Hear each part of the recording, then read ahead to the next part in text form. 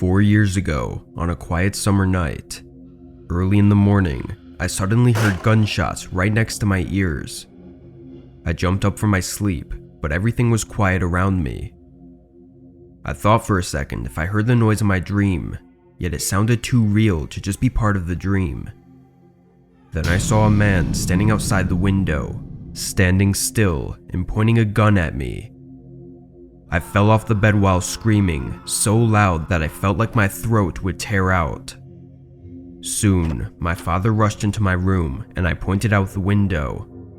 My father looked out the window, but no one was there. We called the police immediately. A few moments passed when the police arrived shortly afterwards and discovered that a bullet was lodged in the tree outside my window. And there was a note next to the bullet with a picture of me and the word "you" written on it. The police set out to find the criminal. However, a few days later, I heard a gunshot early in the morning again. I fell off the bed screaming again. My window was broken and the wind was leaking in with a creepy sound. My father rushed into my room once again and we called the police, but the criminal was already gone. After the police arrived, we found a bullet lodged in the wall of my room. There was another note by the broken window that said "Will" with a picture of a man standing beside me.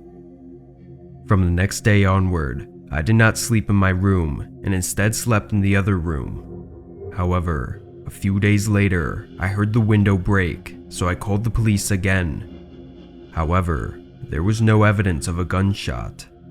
There was just a note by the window with the word "B" written on it, with a picture of a man pointing a gun at me. The police tried to find every piece of evidence. However, according to them, the criminal was just pulling a prank instead of actually trying to harm me. They asked me if I would know anyone who would do this kind of prank, to which I replied, no one, as I have behaved well all my life. The police said that if I list the notes I have received in order, they say, "You will be," and that last word is missing. They warned me that the criminal will definitely come again. That gave me goosebumps all over my body. The police said that they need to arrest this criminal right this instant, and this would be their last chance to do that.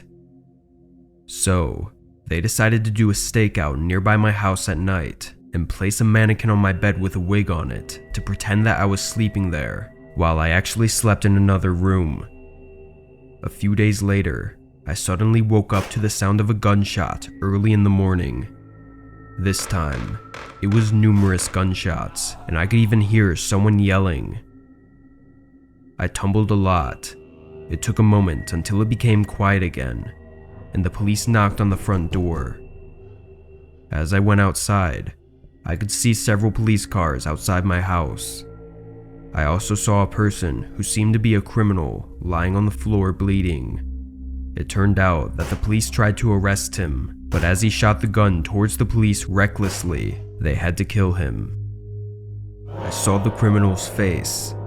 I've never seen that man before, and nor did my family.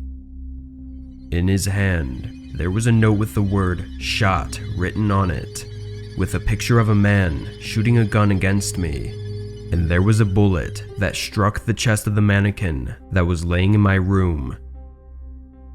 My two legs tumbled so much that I had to sit down on the floor, and for a long time, I blankly stared at the mannequin that looked just like me.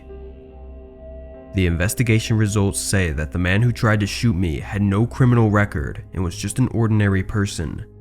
But why would he do such a thing to me? Who on earth was he? A long time has passed, but the mystery has yet to be solved.